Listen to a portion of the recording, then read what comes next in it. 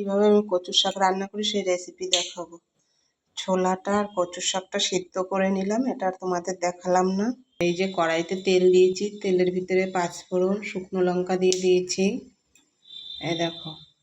এই দেখো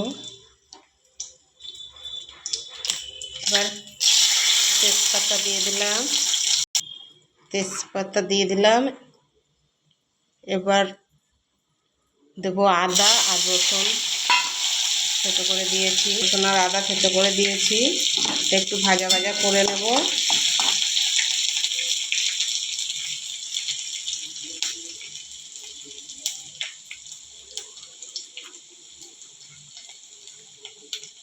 এবার এই যে নারকেল দিয়ে দেবো।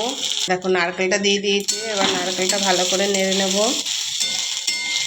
একটু ভাজা ভাজা করে নেব নারকেলটা।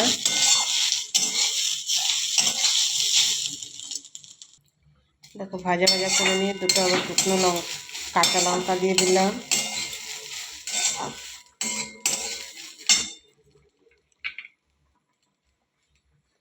অল্প করে চিংড়ি মাছও দিয়ে দিলাম।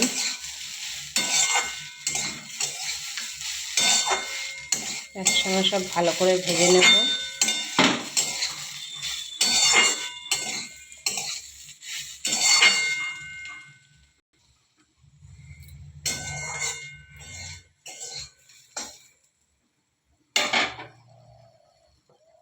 এবারে কচু শাকটা দিয়ে দেব।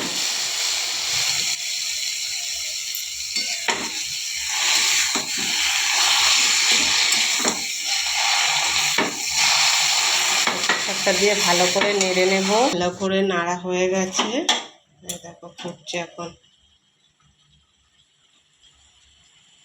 দেখো এবার হয়ে এসছে। এবার একটু চিনি দিয়ে দেবো।